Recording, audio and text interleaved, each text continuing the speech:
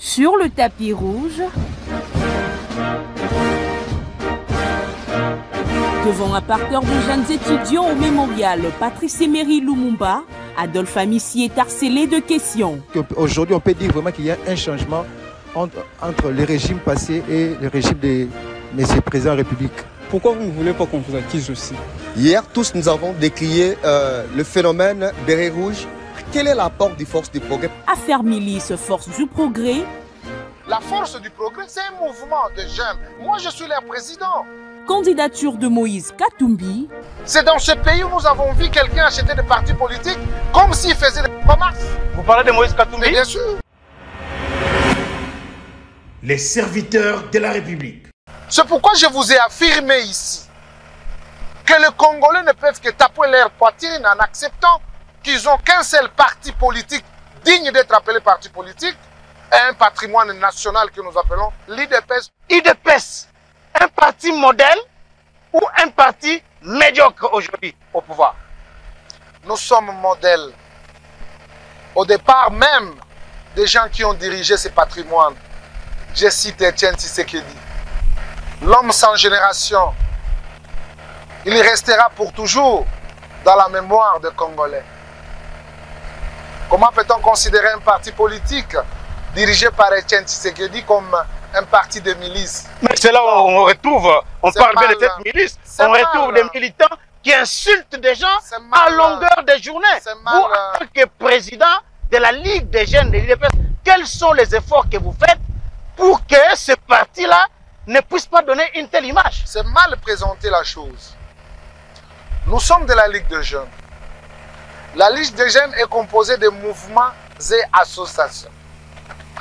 Je crois que ça fait très mal aux gens qui croyaient peut-être après le pouvoir, l'IDPS pouvait perdre ses calories, perdre ses valeurs de la défense de la patrie. Nous sommes restés égaux à nous-mêmes. La force du progrès, M. Charles-Quint.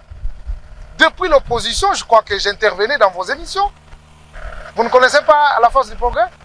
C'est comme la force défensive, c'est comme les bâtisseurs, c'est comme les motocyclistes, c'est comme les sages. Il y a plusieurs mouvements. Maintenant, quand on n'a rien à dire, on va prendre un exemple. D'ailleurs, la chose dont vous faites allusion, ça date il y a de cela 1 an et 3 mois. Donc là, la milice était autorisée au sein de l'IDPS. C'est un groupe de gens, c'est un groupe de jeunes qui, à son temps, quand la guerre avait commencé, la guerre du M23, ils se sont livrés à ça. Ce ne sont pas les jeunes de la force du progrès et tout s'était arrêté. Les serviteurs de la République. Les serviteurs de la République. L'insécurité de l'Est a commencé avec M. Kabila, qui nous a amené les Rwandais. Rappelez-vous de l'histoire de Bizima Akara, de Azaria Serouberoa, de Deogracia Sebouguera. Nous avons eu des Rwandais qui ont occupé des postes régaliens ici, dans notre pays. Qui étaient les géniteurs de l'insécurité dans notre pays? C'est la suite de Kabila, en commençant par Kabila les pères.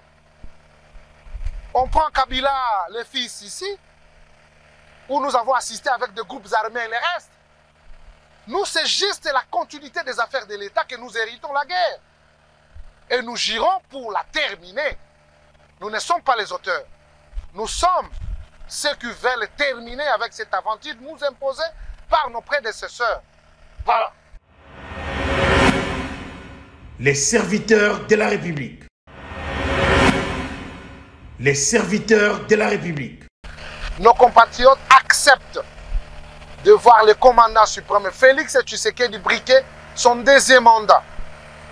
Les opposants dont vous faites allusion sont en train de rêver.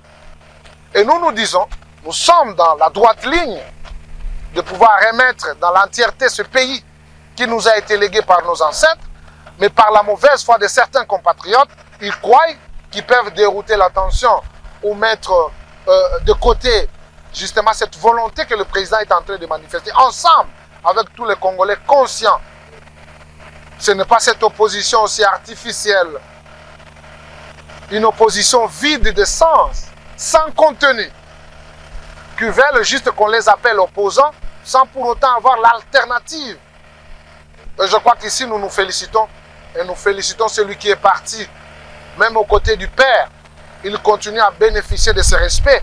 Je cite Etienne Tshisekedi, qui a formé toute une nation à ce qui concerne la défense des intérêts de la République démocratique. Les serviteurs de la République. Les serviteurs de la République. C'est vous le président de la Force Progrès, aujourd'hui considéré comme ministre à l'opinion. Je suis le président de la jeunesse dans son ensemble. La Force du Progrès, c'est une structure au sein de la jeunesse de l'UDPS. Mais quand vous accusez à tort, c'est comme un parent, vous accusez à tort son fils. Mais vous devez le prouver. La Force du Progrès a violenté qui? Le mot Force du Progrès fait craindre, je comprends. Mais nous avons toujours été avec eux. Ils sont très disciplinés et à ce moment où je vous parle, ils sont à la matinée avec le secrétaire général. Alors, la dernière question. Ce n'est pas question de dire que la Force du Progrès, c'est une milice. La Force du Progrès, c'est une structure, c'est un mouvement au sein de la jeunesse de l'UDPS qui est structuré et organisé.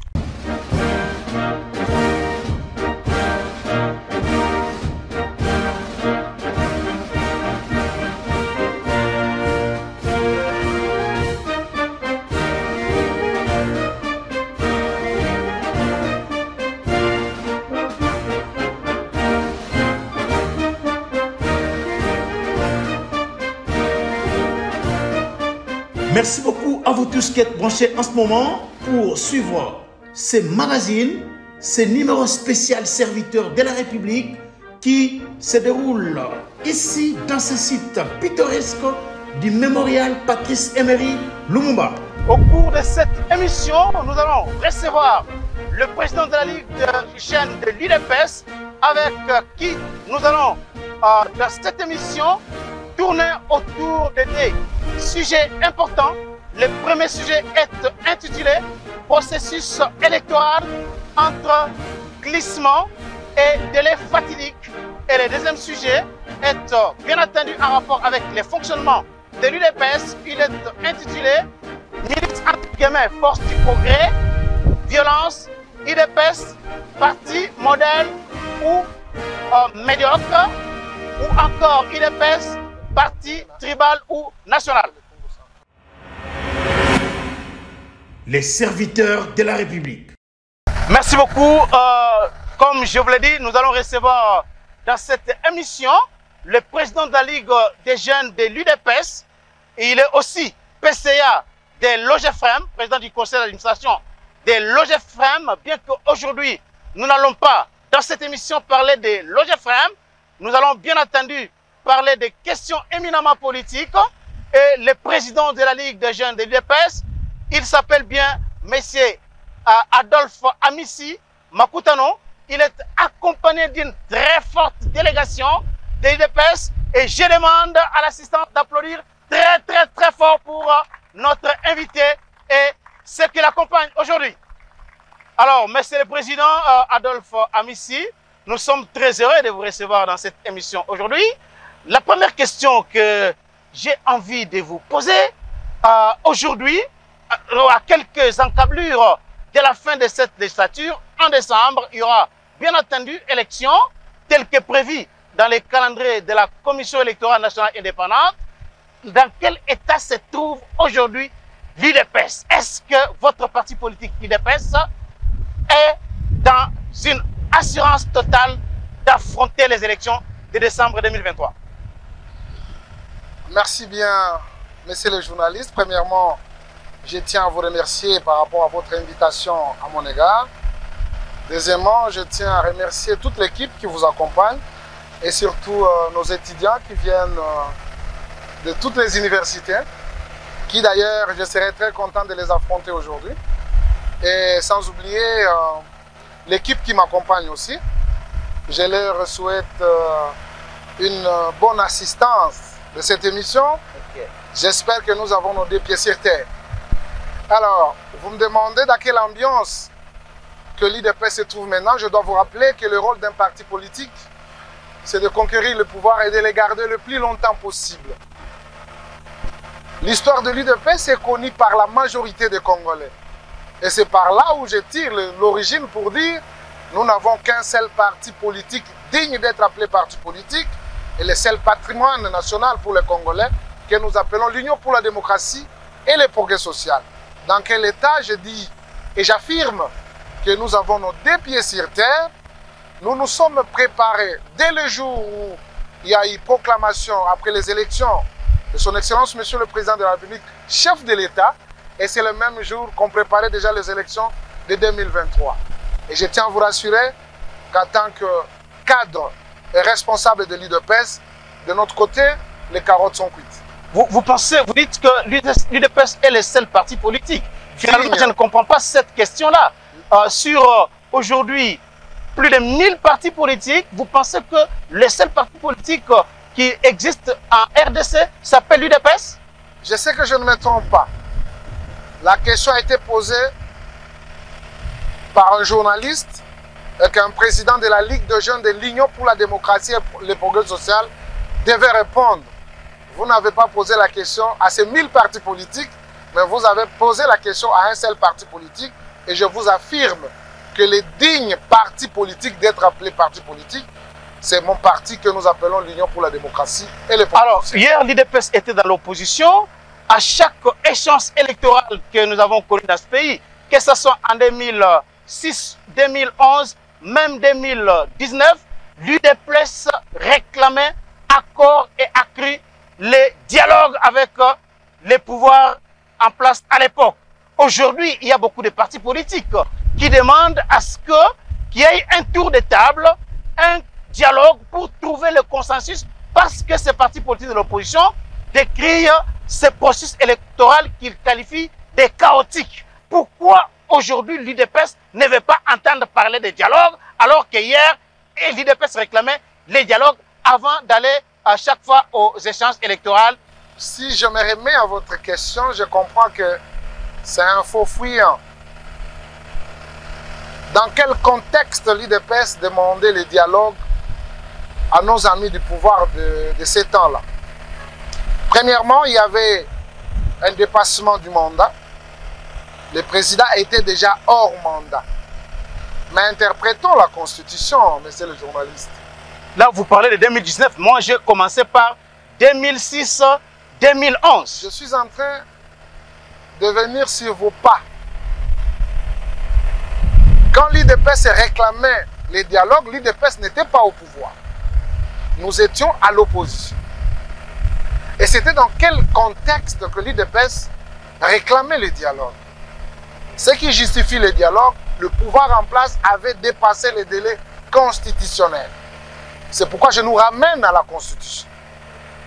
La Constitution reconnaît que le mandat du président de la République est de 5 ans renouvelable une seule fois. Prenons maintenant la réalité avec l'UDPS aujourd'hui. Nous sommes à la 5e année presque. Nous ne sommes pas hors délai.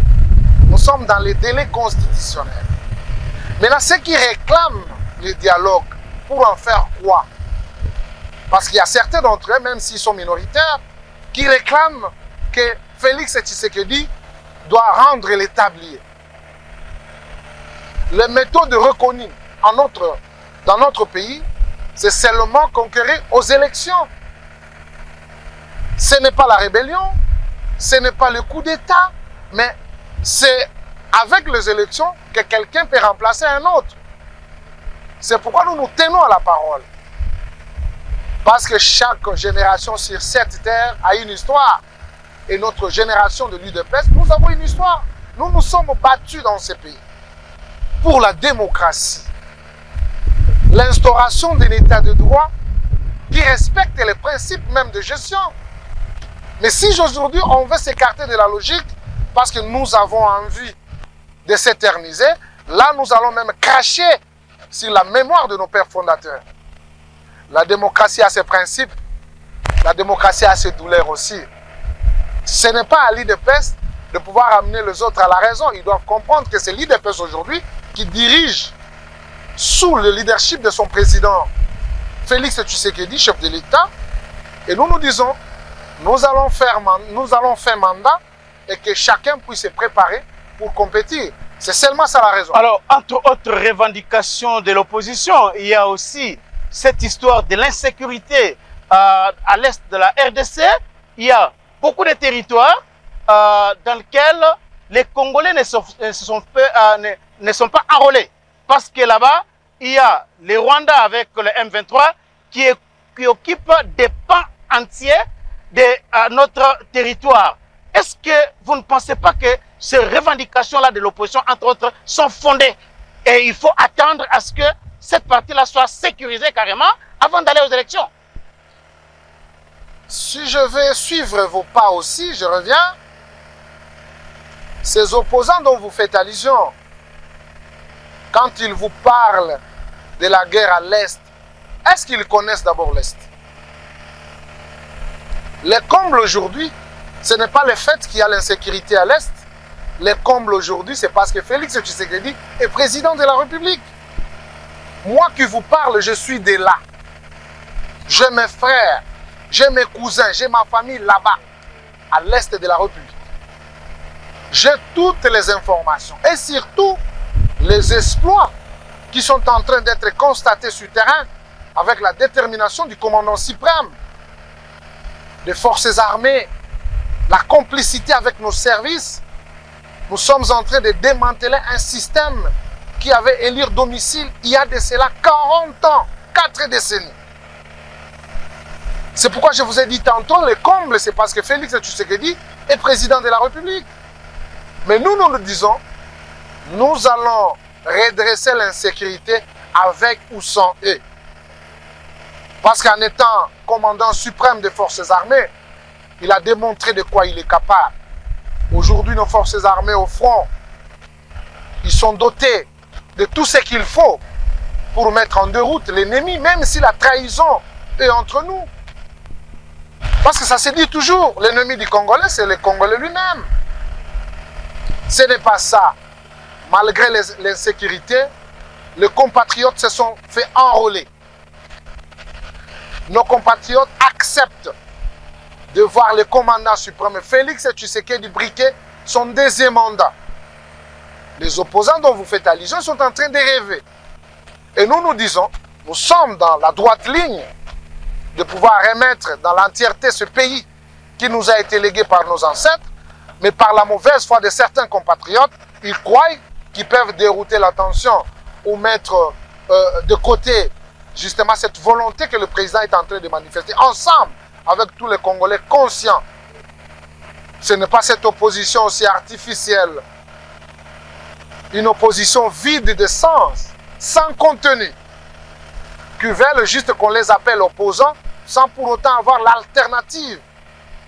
Et je crois qu'ici nous nous félicitons et nous félicitons celui qui est parti, même aux côtés du Père. Il continue à bénéficier de ce respect. Je cite Etienne Tshisekedi qui a formé toute une nation à ce qui concerne la défense des intérêts de la République démocratique. Alors, les opposants et beaucoup d'autres, même certaines organisations de la société civile, fustigent le fait que le contexte électoral aujourd'hui n'est pas de nature à favoriser l'organisation des bonnes élections. Parce que le président Tshisekedi a nommé à la tête de la CENI un président, un animateur de sa province. Il y a à la Cour constitutionnelle, il y a les membres de sa tribu et beaucoup d'institutions qui seront chargées à la fois d'organiser les élections ou de valider même les résultats de ces élections sont contrôlés par les gens de l'obédience du chef de l'État. Voilà pourquoi l'opposition réclame à ce qu'il y ait à la fois la réforme de la Cour constitutionnelle, la réforme au sein de la CENI. Pourquoi aujourd'hui le président Tshisekedi, l'UDPS au pouvoir, ne peut pas tout faire si ce parti est convaincu qu'il a un bilan à présenter aux Congolais et sur base duquel il sera élu? Pourquoi il ne peut pas satisfaire quand même à ces revendications de l'opposition pour garantir une bonne élection crédible, transparente, dont les résultats seront acceptés par tous? S'il y a une catégorie de gens qui pensent qu'ils sont dans le faux, nous devons comprendre quels sont les modus operandi de choix de gens que vous avez fait allusion, en commençant par le président de la CENI. La CENI n'est pas nommée, ou le président de la CENI n'est pas nommé par le président de la République. C'est une convention entre la société civile, qui sont au total jusqu'à aujourd'hui à 8. Ils s'organisent à eux-mêmes. Ils font un choix de celui qui va présider aux destinées de la structure. Mais dire que le président de la République a nommé, c'est présenter mal la chose. Et comme vous vous souviendrez avec moi, vous êtes un historien du présent, M. Kadima n'a pas été nommé par le président Tshisekedi, il a été choisi par 6 confessions contre 2 confessions. Prenons la mathématique, entre 6 et 2, qui est supérieur? C'est 6. Parce qu'il y a des gens qui voulaient faire jouer leurs cartes et ils ont échoué. Voilà aussi, c'est là où la démocratie justifie aussi ses caprices. La démocratie a primé sur la minorité. Et M. Kadima a été choisi par ses pairs comme président de la CENI. Rien à voir avec l'implication du président de la République. Deuxièmement, avec la Cour constitutionnelle, là aussi c'est le tirage au sort. Donc le président s'est émietté en se mettant dans toutes les paperasses pour faire un choix de quelqu'un que lui veut. Non. Le président n'est pas partisan de la politique sale. Il a toujours été cohérent. Et les gens doivent demander. Peut-être ils ont connu aujourd'hui Félix Tshisekedi, président de la République. C'est un monsieur correct, honnête. Ça ne peut pas se limiter seulement sur ma bouche. Vous avez suivi Bazaïba à son temps. Vous avez suivi Mouzito quand il vous affirme que Félix c'est un garçon honnête. L'honnêteté de Félix ne commence pas parce qu'il est président de la République. Il a toujours été honnête depuis qu'on l'avait connu et jusqu'à aujourd'hui il reste égal à lui-même. Quelle grâce pour la République démocratique du Congo d'avoir un président humain, un président capable de reconnaître quelqu'un, même après autant d'années. C'est une joie que d'avoir un président qui ne reconnaît personne, même la langue est très difficile pour l'exprimer. Ça c'est quoi? On ne vous prend pas en considération, on se bafoue et on ne vous reconnaît en rien. Mais aujourd'hui nous avons un Congolais qui quand même a l'adresse. Si nous allons à la 10e rue, nous allons trouver ses parents. Et donc, votre question en disant que le président Tshisekedi a nommé tel ou tel, ce sont des faux fouillants. Nos amis doivent se préparer pour aller aux élections. Alors, que répondez-vous à ce qu'ils disent que les contextes aujourd'hui, les contextes politiques, sociaux aujourd'hui, est créé de toutes pièces par le président Tshisekedi pour notamment écarter certains candidats à la présidentielle, notamment Moïse Katumbi avec autre projet de loi ou proposition de loi, la loi Tiani. Que répondez-vous à ce qu'ils disent que Tshisekedi aujourd'hui a peur de Moïse Katumbi et qu'il fait tout pour notamment écarter Moïse Katumbi à la présidentielle de 2023. Voilà pourquoi il fait même arrêter ses collaborateurs. Aujourd'hui, on parle de perquisitions dans des maisons des opposants. Tout ça, c'est un contexte créé par le président de la République pour écarter certains candidats qui le font peur. Personnellement, je suis choqué, M. Charles, quand je dois vous le dire. À part le Congo, je n'ai pas un autre pays. Je n'ai que la République démocratique du Congo. Même nos ancêtres me suivent. Je préfère être égal à moi-même. J'ai essayé de lire plusieurs constitutions de pays africains. Nulle part. Je vous avoue, nulle part. Même en Zambie. Celui qui n'est pas de père et de mère peut accéder à la magistrature suprême. Tu peux être député, tu peux être bourgmestre, mais les fonctions de souveraineté sont réservées aux pires sang congolais. Mais comment nous pouvons être des marionnettes jusqu'à ce niveau, accepter d'être sous-traités par un individu parce qu'il s'est fait le moyen derrière le bien de la République? C'est inacceptable, Charles Quint. C'est dans ce pays où nous avons vu quelqu'un acheter des partis politiques comme s'il faisait de la commerce. Vous parlez de Moïse Katumbi? Mais bien sûr. Mais les gens ont allé adhérer librement Vous l'avez cité. Non, il a acheté des partis politiques. Or, dans la notion de la politique, on peut créer une formation politique par rapport à une idéologie, une vision que vous voulez exprimer d'une manière ou d'une autre. C'est pourquoi je vous ai affirmé ici que les Congolais ne peuvent que taper leur poitrine en acceptant qu'ils n'ont qu'un seul parti politique digne d'être appelé parti politique et un patrimoine national que nous appelons Union pour la démocratie. Vous pensez que l'UDPS est derrière la loi Tchani? La loi Tchani, l'UDPS ne propose pas de loi. C'est un travail des députés. Pourquoi vous pouvez interdire à un député de venir avec une réflexion? Comment le pays va évoluer? La démocratie aussi, c'est la contradiction. Si vous constatez que la proposition qui émane d'un député ou un groupe de députés ne cadre pas avec la logique, amenez l'argumentaire.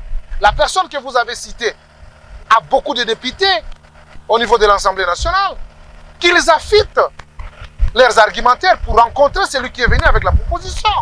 Comment on peut interdire à un Congolais de réfléchir pour son pays? Je pense que non. À ce stade, moi ici, j'ai lu la constitution zambienne, j'ai lu la constitution de l'Algérie, j'ai lu la constitution de la Tunisie, j'ai lu la constitution de l'Égypte, du Maroc. C'est pourquoi je me demande comment les Congolais peuvent accepter d'être sous-traités par quelqu'un qui s'est fait l'argent derrière le dos des Congolais en acceptant de se faire acheter par un individu qui veut, coûte que coûte, diriger ces pays par force. Charles Quint, je serai de ceux qui seront debout pour dire non à de telles personnes. Et je crois que si nous acceptons, ce pays aura qu'une malédiction qui ne dira pas son nom jusqu'à la fin de nos jours sur cette terre.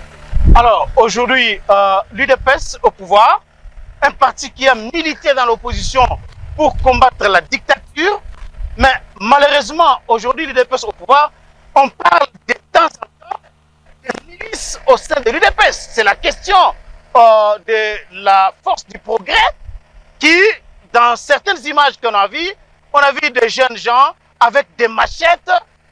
UDPS, un parti modèle ou un parti médiocre aujourd'hui au pouvoir? Nous sommes modèles. Au départ même, des gens qui ont dirigé ces patrimoines. Je cite Etienne Tshisekedi. L'homme sans génération. Il restera pour toujours dans la mémoire des Congolais. Comment peut-on considérer un parti politique dirigé par Etienne Tshisekedi comme un parti de milice? Mais c'est là où on retrouve, on parle bien de cette milice, on retrouve des militants qui insultent des gens à longueur de journée. Vous, en tant que président de la Ligue des jeunes de l'UDPS, quels sont les efforts que vous faites pour que ce parti-là ne puisse pas donner une telle image? C'est mal présenter la chose. Nous sommes de la Ligue des jeunes. La Ligue des jeunes est composée de mouvements et associations. Je crois que ça fait très mal aux gens qui croyaient peut-être après le pouvoir, l'UDPS pouvait perdre ses calories, perdre ses valeurs de la défense de la patrie. Nous sommes restés égaux à nous-mêmes.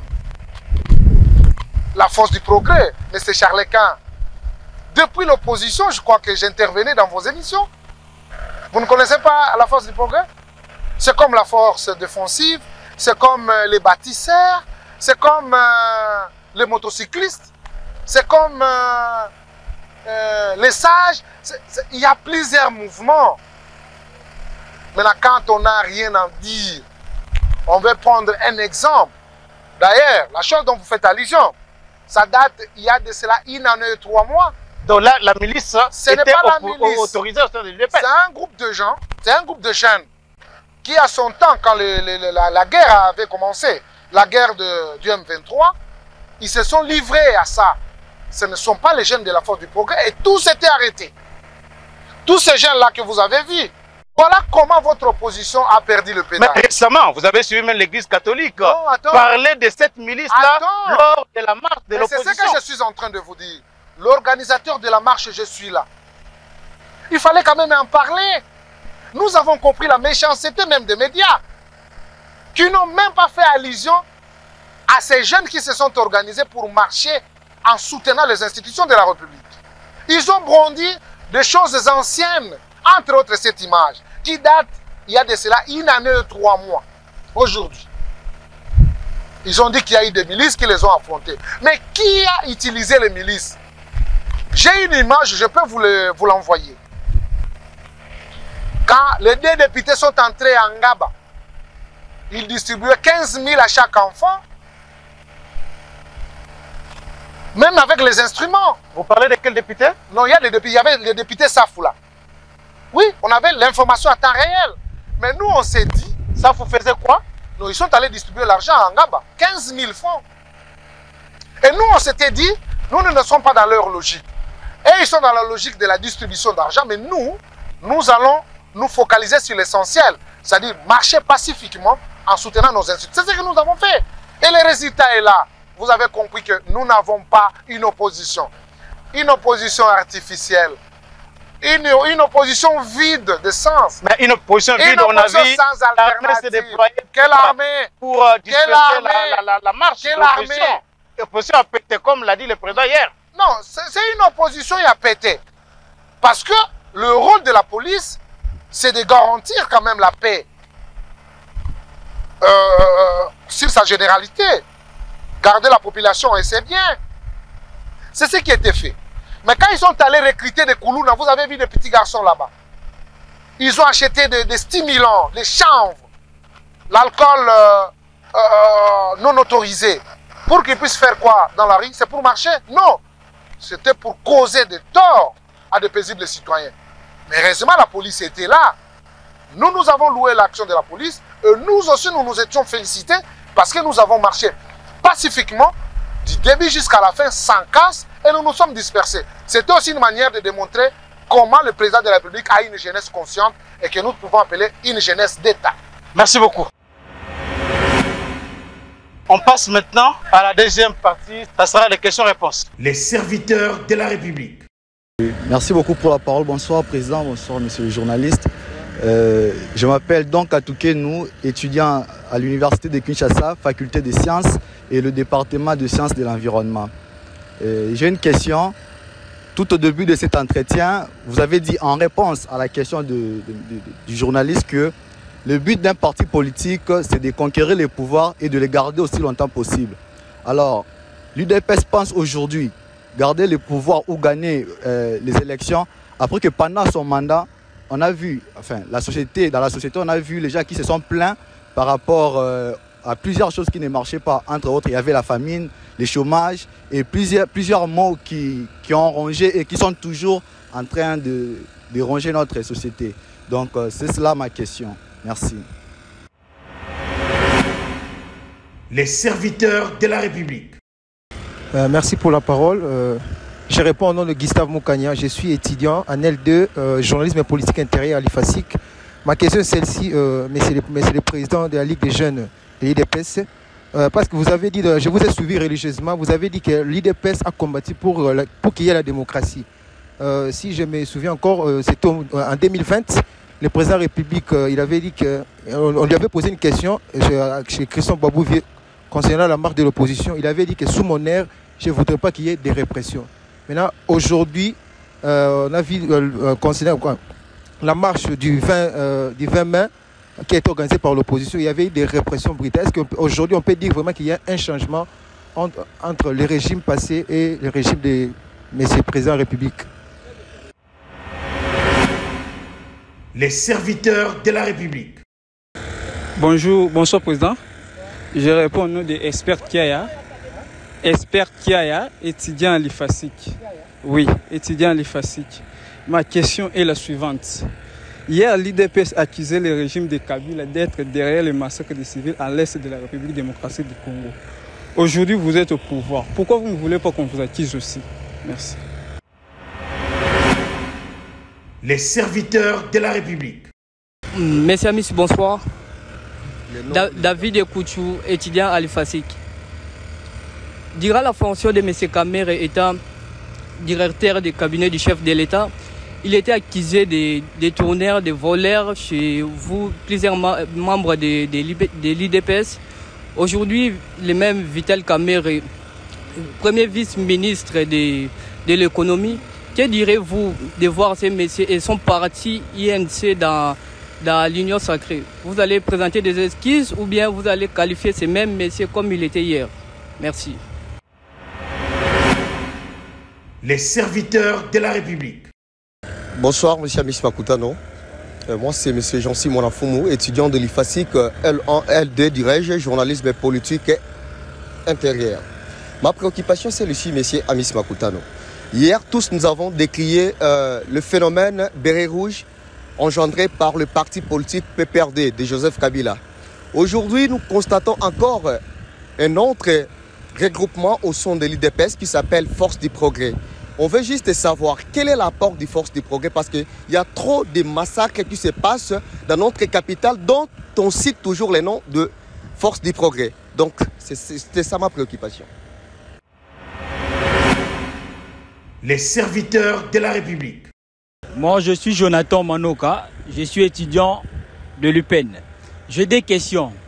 La première, quelles sont les vraies causes de l'arrestation de Salomon Kalonda?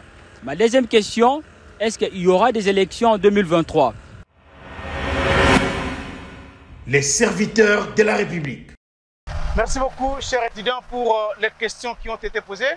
Monsieur le Président, à moins que vous n'ayez pas retenu toutes les questions, mais sinon, vous pouvez déjà répondre à la première question qui était en rapport avec vos ambitions de garder le pouvoir, alors qu'aujourd'hui, les gens se plaignent du chômage, de la famine, et vous irez à cette élection avec quel bilan?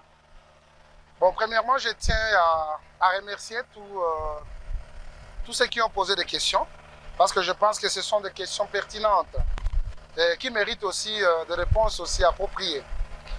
Premièrement, à notre ami Katukenu de l'Inikin, qui parlait de ces gangrènes qui dérangent la population, c'est-à-dire la famine, le chômage.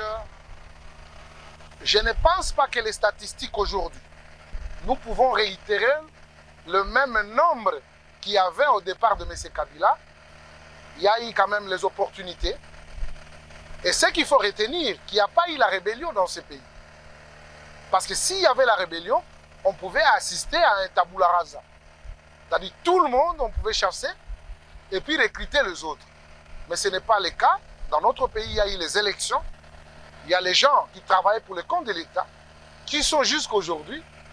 Et le régime en place n'a joué qu'avec le trous observé, c'est-à-dire les opportunités. Par exemple, il y a des gens qui sont décédés, il y a aussi ceux qui sont partis en pension. Et c'est avec ça qu'on pouvait jouer. On ne pouvait pas chasser tout le monde parce qu'on est de l'IDPS, qu'on trouve seulement l'emploi pour les gens de l'IDPS. Alors les autres, ce sont qui? Ce sont des Congolais. Deuxièmement, je dois rappeler cette génération, surtout nos jeunes qui sont venus nous poser des questions. Quand nous parlons de la famine, n'oubliez pas que la République avait mis beaucoup de moyens pour construire Bukanga Lonzo. Un projet de millions de dollars. Sinon aujourd'hui, on ne pouvait pas parler de la carence de maïs. Mais celui que vous suivez peut-être aujourd'hui, celui qui commence à donner des leçons aux Congolais, celui qui a détourné ces millions au détriment de sa famille et de lui-même.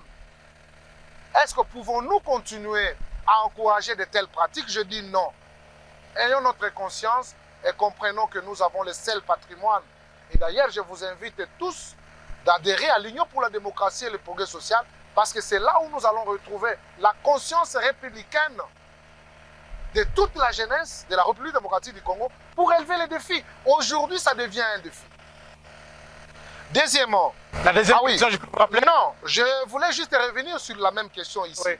La famine, le chômage, le social, le social se résume dans beaucoup de choses. Vous comprenez? Aujourd'hui, nous avons la gratuité de l'enseignement. Un parent qui payait à son enfant le Minerval au lycée Bossangani, par exemple, dans de 1000 $. Aujourd'hui, il ne paye plus. Ça entre dans l'assiette. On peut faire le programme et on peut survivre avec plus qu'avant. Donc, la gratuité de l'enseignement nous fait bénéficier aussi les retombées de ce que nous avons dépensé de l'autre temps. Mais quand nous regardons aussi les infrastructures sur toute l'étendue du territoire national, peut-être parce que nous sommes à Kinshasa, le Congo est en train d'être reconstruit partout. de l'Est à l'Ouest, de Nord-Sud. Demandez, nous avons nos frères à l'Est, même s'il y a la guerre là, il y a la reconstruction. Il y a les écoles qui sont construites, il y a des universités, il y a des hôpitaux. C'est-à-dire qu'il n'y a aucun secteur de la vie qui a été oublié par le régime Tshisekedi. Mon frère, je tiens à vous rappeler qu'il y a beaucoup de choses qui sont en train d'être faites. Et bien entendu, ce sont ces gens-là. Rappelons-nous de l'histoire du corbeau et le renard. Il a fait tomber le fromage. Et il compte encore récupérer le fromage. Comment? Pendant 18 ans, pendant 37 ans, je crois que nous sommes les modèles et on n'a pas de concurrents. Alors, deuxième question par rapport à la répression des marches, alors que Tshisekedi, dans une interview sur RFI, je crois aussi France 24, il avait dit qu'il n'y aura pas de répression des marches sous son mandat. Mais malheureusement, aujourd'hui, on parle de répression. Est-ce qu'il y a changement entre le régime passé de Kabila et celui-ci en ce qui concerne la répression des marches? Il y a un grand changement, cher ami. Ne ramenons pas les sorciers sur les lieux du crime. Tshisekedi ne peut jamais être comparable à Kabila. C'est mal présenté la chose. D'ailleurs, aujourd'hui, vous vous conviendrez avec moi que le président de la République est en train même d'aider l'opposition. Dans quel régime avez-vous constaté que l'opposition a une marche, ils mettent des calicots, ils mettent des panneaux pour annoncer la marche dans quel pays? C'est Congo? Non. Je crois que ça fait quand même belle irrite que nous sommes en République démocratique du Congo. Cela n'a jamais existé. Mais avec Félix Tshisekedi, c'est une réalité. Les opposants sont en train d'être aidés par le président de la République. La répression dont vous faites allusion, ça a été monté de toutes pièces. Toutes pièces. Quand vous prenez les anciennes images, vous les montez et vous balancez pour salir le régime, je crois que humainement, ce n'est pas cohérent. Nous avons tous vu. Nous sommes en République démocratique du Congo. Le régime d'information est reconnu pour toute manifestation. Nulle part dans la Constitution, il est dit que si tel demande la marche, que l'autre puisse être rejeté. Non. Nous avions demandé notre marche, c'était depuis le 8. Mais eux, ils avaient demandé pour le 13. L'autorité leur avait autorisé pour le 18. Et maintenant, ils se sont renvoyés pour le 20. Or que nous, le 20 était déjà décidé pour nous. Alors, voilà. Donc, il n'y a pas eu la répression. C'était une histoire montée parce qu'ils ont si, là où ils sont allés distribuer l'argent au camp Luka, les enfants là, les jeunes de camp Luka ont compris que la seule solution et l'alternative crédible dans notre pays, c'est Félix Tshisekedi. Ça ne sert à rien qu'on puisse les utiliser à cause de $20. Une autre question, c'est par rapport aux accusations sur la sécurité à l'Est de la République. Ouais. Du temps de Kabila, on accusait Kabila. Aujourd'hui, pourquoi Félix Tshisekedi ne veut pas qu'on puisse, ou bien l'UDPS ne veut pas qu'on puisse l'accuser de ce qui se passe à l'Est de la RDC? C'est tout à fait logique. L'insécurité de l'Est a commencé avec M. Kabila, qui nous a amené les Rwandais. Rappelez-vous de l'histoire de Bizima Ankara, de Azaria Serouberoa, de Deogracia Sebouguera. Nous avons eu des Rwandais qui ont occupé des postes régaliens ici, dans notre pays. Qui étaient les géniteurs de l'insécurité dans notre pays? C'est la suite de Kabila, en commençant par Kabila le père. On prend Kabila le fils ici, où nous avons assisté avec des groupes armés et le reste. Nous, c'est juste la continuité des affaires de l'État que nous héritons la guerre. Et nous girons pour la terminer. Nous ne sommes pas les auteurs.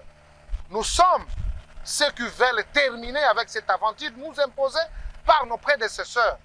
Voilà. Une autre question, c'est par rapport à Victor Kamere, accusé hier de détourneurs, de voleurs, notamment par l'UDPS. Aujourd'hui, Kamere est vice-premier ministre de l'économie. C'est facile de dire qu'accusé par l'UDPS. Pouvez-vous me brandir l'UDPS qui a injurié Kamere? Parce qu'il faut qu'on se le dise. La justice doit être libre. La justice doit faire son travail. Le président de la République le rappelle à chaque fois que chaque institution doit jouer son rôle. Et quand la justice joue sa partition, pourquoi vous invitez l'UDPS dans ça? Quand on a eu à condamner Kamere, c'était la justice, ce n'est pas l'UDPS. Est-ce que nous avons une juridiction dans ce pays que nous appelons l'UDPS? J'ai dit non. Donc c'est pour vous dire, laissons la justice faire son travail. Et nous, en tant que parti politique, nous sommes en train de veiller sur la gestion de la ressource publique parce que c'est notre honneur qui est mise en exergue. Alors, merci. Une autre question, c'est par rapport au béret rouge. Hier, les PPRD avaient le béret rouge. Aujourd'hui, c'est la force du progrès. Non, la violence sur toutes ses formes ne peut jamais être encouragée. Hier, le béret rouge était pour violenter les gens. Mais la force du progrès n'est pas née avec l'avènement du pouvoir de l'IDPS. La force du progrès, c'est un mouvement de jeunes. Moi, je suis leur président. Alors, quand on acquise la violence, où? Parce que s'ils veulent nous dire de ce qui est arrivé à Ngaliema. Donc, c'est vous le président de la force du progrès, aujourd'hui considéré comme milice à l'opinion. Je suis le président de la jeunesse dans son ensemble. La force du progrès, c'est une structure au sein de la jeunesse de l'UDPS. Mais quand vous accusez à tort, c'est comme un parent, vous accusez à tort son fils. Mais vous devez le prouver. La force du progrès a violenté qui? Le mot force du progrès fait craindre, je comprends. Mais nous avons toujours été avec eux. Ils sont très disciplinés et à ce moment où je vous parle, ils sont à la matinée avec le secrétaire général. Alors, la dernière question. Ce n'est pas question de dire que la force du progrès, c'est une milice. La force du progrès, c'est une structure, c'est un mouvement au sein de la jeunesse de l'IDPS qui est structuré et organisé. La dernière question, c'est par rapport avec les vraies causes de l'arrestation de Salomon Kalonda, le conseiller spécial de Moïse Katumbi. Nous tous, je crois que l'ami qui a posé la question suit quand même les informations dans notre pays. Et il y a eu, je crois, un colonel de la DENIAP qui présentait la chose à la chaîne nationale. Et un tas de reproches formulés contre Kalonda est connu de tous. Mais je crois que l'affaire est encore en instruction. On a parlé de la détention illégale de l'arme. On a parlé des conversations avec. On a parlé, mais à ce que je sache, j'ai senti une contradiction dans le groupe de Dupont. Pourquoi je l'ai dit? Quand on dit, on a pris l'arme avec M. Kalonda, il y a l'autre là, Bukavu, qui vous dit, non, l'arme de mon garde du corps était perdue. Voilà l'incohérence des hommes politiques. Comment l'arme du garde du corps de M. Matata pouvait se retrouver chez Kalonda? Quelle coïncidence. Alors, donc, pour ça, ce sont des histoires fabriquées, mais malheureusement, ça a été mis en scène très... Alors, la dernière question, la toute dernière question, c'est le tribalisme au sein de l'UDPS, et notamment dans les chiffres du président Tshisekedi, qui ne nomme que les gens de sa tribu. Comment répondez-vous à cette question? Parce qu'au sein de l'UDPS, on voit les hauts cas des UDPS sont des Kassaïens, alors que le secrétaire général est aussi Kassaïen. Que répondez-vous à cette question? Merci beaucoup parce que je suis devant vous, Charlequin, et je vais vous démontrer quelque chose seulement. Les décideurs de la Ligue de jeunes, en commençant par le numéro 1 qui est devant vous, Amissi Makutano Adolphe. Il est de l'Est de la République. J'ai le secrétaire général derrière moi, Mayo. S'il peut se mettre debout, les gens vont le voir. Il est du Bandundu. J'ai le secrétaire national, Okako Juju. Il est de l'Équateur. J'ai Koulekana, les rapporteurs. Il est du Bandundu. Ceux qui sont du Bandundu, du Congo central, ils peuvent se mettre debout. J'ai le bourgmestre. Il est secrétaire national en charge des stratégies et actions. Il est là. Il est du Bandundu. Donc, ceux qui ont apporté à votre personne des informations pareilles, ils peuvent avoir tort. Tous ceux qui veulent connaître l'IDPS, qu'ils s'approchent de l'IDPS et non de la juger de loin. L'IDPS est un parti national. Au départ de sa formation, vous connaissiez au moins l'existence de nos pères fondateurs, Mbouankiem, Liao. Aujourd'hui, son fils est retourné à la maison. Il y a le Kibasa Maliba. Tout ça, ça démontre que c'est un parti national. Ceux qui marchent avec le tribalisme, il n'a qu'à juger leur configuration là où ils sont. Mais pour nous, nous nous sentons très à l'aise. Nous sommes avec notre président du parti qui est Félix Tshisekedi. Nous avons le secrétaire général qui est Augustin Kabouya Bonaboute AK47. La jeunesse a son président. Même si je ne veux plus ces noms-là, qu'on appelle toujours. On appelle le président qui? Et l'autre nom, c'est qui? Ah, voilà. Les présidents qu'ils aiment tant. Je suis comme un poisson dans l'eau et nous nous dirigeons comme il le faut. Chez nous, c'est la démocratie. Chez nous, c'est le respect des textes. Quand vous respectez tout ça, je crois que vous allez bien vivre à l'UDPS. Et nous, nous sommes dans ce patrimoine que nous invitons. Et j'invite l'ensemble de nos jeunes de venir dans cette grande famille pour que nous construisions ensemble la République démocratique du Congo, parce que vous êtes jeunes et vous méritez quand même de porter l'avenir de cette jeunesse. Merci beaucoup à Monsieur le Président de la Ligue régionale de l'UDPS, M. Adolphe Amissi. Merci beaucoup à vous, chers étudiants. Vous pouvez acclamer très fort pour vous-même. C'est la fin de cette émission. Voilà.